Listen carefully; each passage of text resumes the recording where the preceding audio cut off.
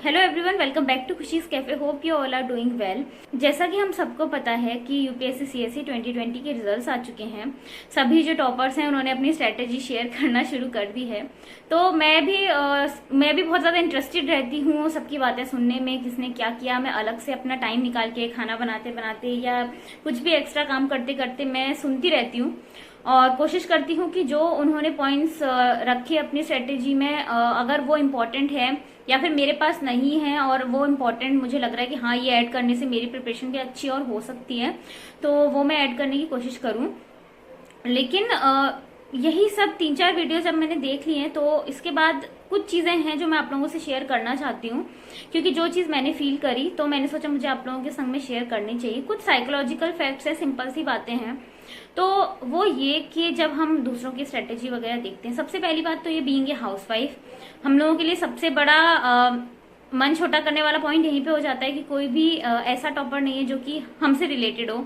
जैसे कि कोई हाउसवाइफ हो या जिसने कि घर अपना फैमिली और बच्चा संभालते संभालते प्रिपरेशन करी हो, भले ही वो 2 साल 2.5 साल की प्रिपरेशन के बाद एग्जाम देने बैठा हो और फिर सिलेक्ट हुआ हो, ऐसा कोई भी एग्जाम्पल हमारे सामने दिखता नहीं है। और अगर कोई हाउसवाइफ हो भी तो ऐसा होता है कि वो घर से दूर जाकर अपने बच्चे को या फिर अपनी जिम्मेदारियों से थोड़ा सा दूर हटके जाके प्रिपरेशन करती हैं, तो वो तो एक एज अ स्टूडेंट ही प्रिपेयर कर रहे हैं, तो वो हाउसवाइफ तो नहीं कहलाई जाएंगी। तो ये सारे फैक्टर्स हैं जिसकी वजह से हम उदास फील करते हैं कि कोई ऐसा नहीं है जिसको कि हम अपने सामने रखकर एक आइडल बना सकें कि अच्छा इसने किया।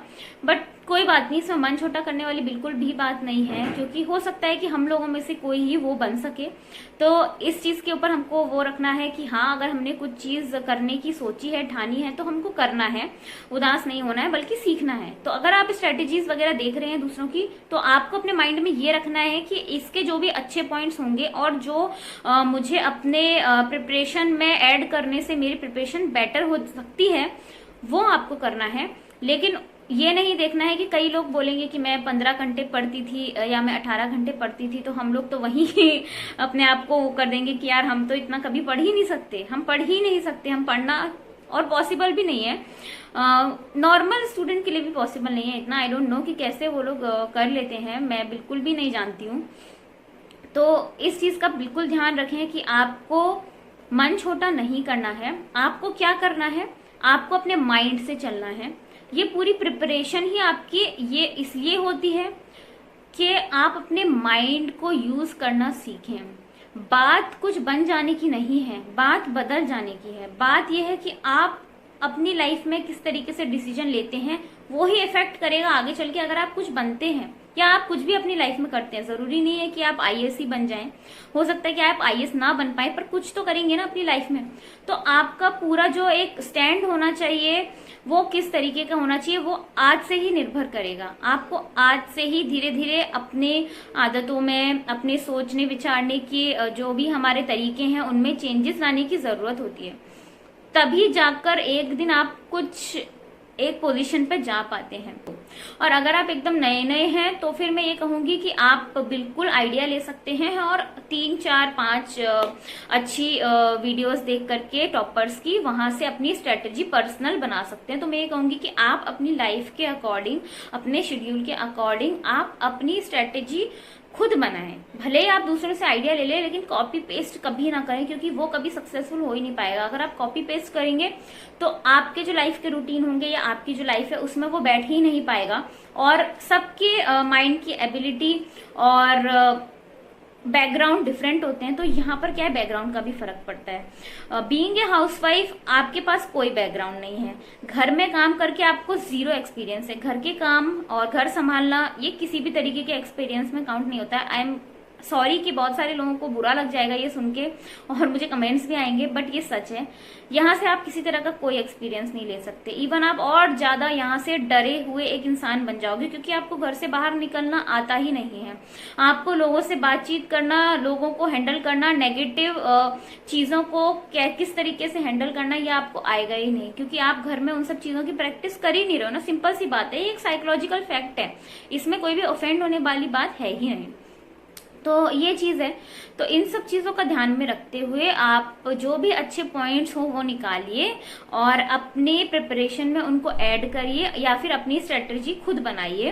तो बिल्कुल भी दुखी और उदास होने की जरूरत नहीं है, हम लोगों को भी चलते रहना है दोस्तों, हम लोगों को रुकना नहीं है। स्पेशली जो लोग बहुत ज्यादा सिंसियर हैं और करना चाहते हैं, तो बस उसका एक ही तरीका है कि आपको रुकना नहीं है और अपनी प्रिपरेशन को धीरे धीरे शार्प करते हुए चलना है। हो सकता है, मैं ये मानती हूँ कि 1 साल के अंदर आप ना कर सकें या मैं भी ना कर सकूं, क्योंकि पूरे घर के साथ में, बच्चे के साथ में मुश्किल हो जाता है। लेकिन आप 1.5 साल ले लीजिए, हम 2 साल ले लेते हैं।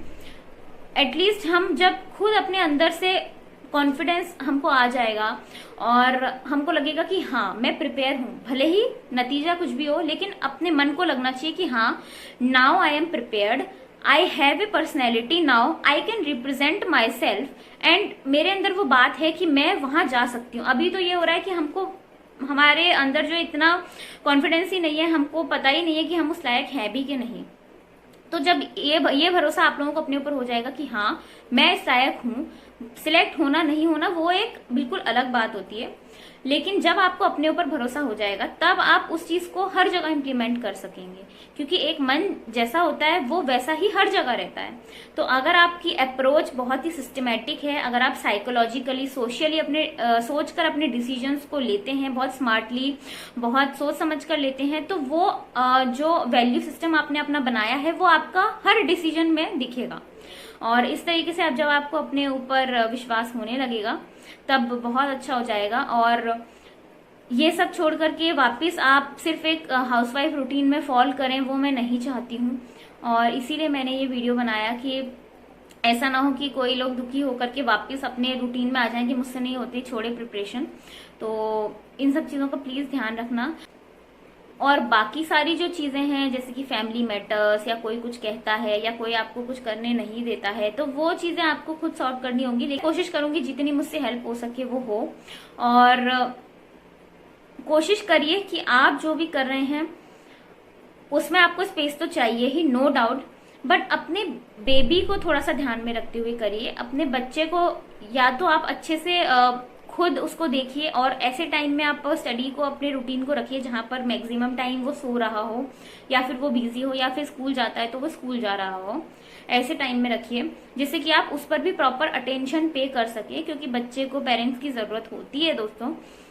या फिर आपके पास अगर कोई बहुत ज्यादा भरोसेमंद है उस पर आप अपने बच्चे को छोड़ सकते हो, अदरवाइज वो आपकी जिम्मेदारी है और आपको पूरी करनी है, ठीक है।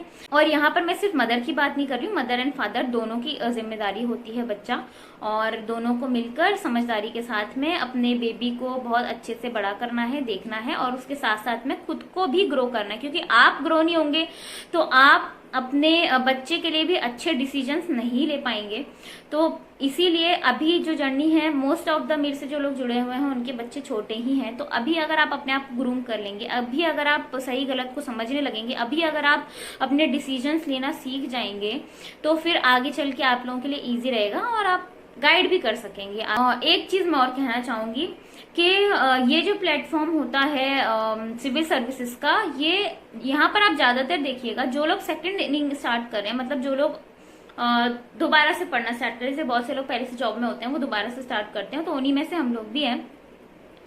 लेकिन मोस्ट ऑफ द जो सेकेंड इनिंग वाले स्टूडेंट्स, कैंडिडेट्स होते हैं, वो ऐसे होते हैं कि वो हाईली एक्सपीरियंस्ड होते हैं, अच्छे अच्छे इंस्टीट्यूट्स में ऑलरेडी पढ़ाई कर चुके हैं, जॉब कर चुके हैं अच्छी खासी जगह पर, और बहुत ज्यादा उनके पास में पब्लिक डीलिंग का भी एक्सपीरियंस है, काम का भी एक्सपीरियंस है, और अपने अंदर की कमियां क्या है, खामियां क्या है, अच्छाइयां क्या है, वो ना कहीं समझने लगे हैं। ऐसे लोग होते हैं, तो उनके लिए आसान होता है खुद को रिप्रेजेंट करना और किसी भी टारगेट को फॉलो करते रहना, क्योंकि उन्होंने खुद के ऊपर बहुत ज्यादा ध्यान दिया है शुरू से। और एज अ हाउसवाइफ हम लोगों ने वो चीज नहीं की है, क्योंकि हाउसवाइफ से सबसे पहला हक यही छीन लिया जाता है कि आप खुद के ऊपर तो ध्यान दोगे ही नहीं, आप तो वही अपने परिवार के लिए जिंदा हो और अपने परिवार के लिए ही जिंदा रहोगे और मर जाओगे एक दिन। तो ये एक हाउसवाइफ का जो कॉन्सेप्ट हमारे इंडिया में है, ये एक लेडी की ग्रोथ में बहुत ज्यादा हैम्पर करता है, ग्रोथ नहीं होने देता है। तो बस यही मैं कहना चाहूंगी कि इन सब चीजों का थोड़ा सा आप ध्यान रखना कि आपको अपनी पर्सनल और पर्सनैलिटी को ग्रो करना भी जरूरी है। You have to grow as a person also. तो वो आपको किस तरीके से करना है वो आपको खुद सोचना होगा इस जर्नी में, क्योंकि ऐसा ना हो कि आप बाई चांस अगर आप सिलेक्ट नहीं हुए तो ऐसा ना हो कि आप बिल्कुल जीरो हो और आपको ऐसा लगे कि कुछ भी नहीं है मेरे हाथ में। क्योंकि अगर आप अपनी पर्सनैलिटी को ग्रो नहीं करेंगे, अपनी पर्सनल ग्रोथ नहीं करेंगे, तो आप अगर दूसरी चीज करने जाएंगे तो फिर जीरो से स्टार्ट करना होगा फिर से। लेकिन अगर आप इस जर्नी से सीखते हुए चलेंगे, अपने आप को ग्रो करते हुए चलेंगे, तो आपको जीरो से स्टार्ट नहीं करना होगा, आप यहीं से काफी कुछ सीख चुके होंगे। तो इन सब चीजों का प्लीज ध्यान रखिएगा फ्रेंड्स। आई होप कि थोड़ा हेल्पफुल रहा हो। मेरी जो भी बातें हैं मेरे मन में आती हैं तो मैं जल्दी से शेयर करती हूँ, ताकि जो भी थॉट्स हैं वो गायब ना हो जाएं, और उससे पहले मैं आप लोगों को वो सब बता दूं। और ध्यान रखिएगा, सोशियोलॉजी और साइकोलॉजी को समझना बहुत ज़्यादा ज़रूरी है सभी के लिए। तो उस चीज़ के ऊपर मैं अलग से एक वीडियो बनाऊंगी कभी। तो चलो अभी के लिए इतना ही, मिलती हूँ आप लोगों से नेक्स्ट वीडियो में, तब तक के लिए बाय बाय।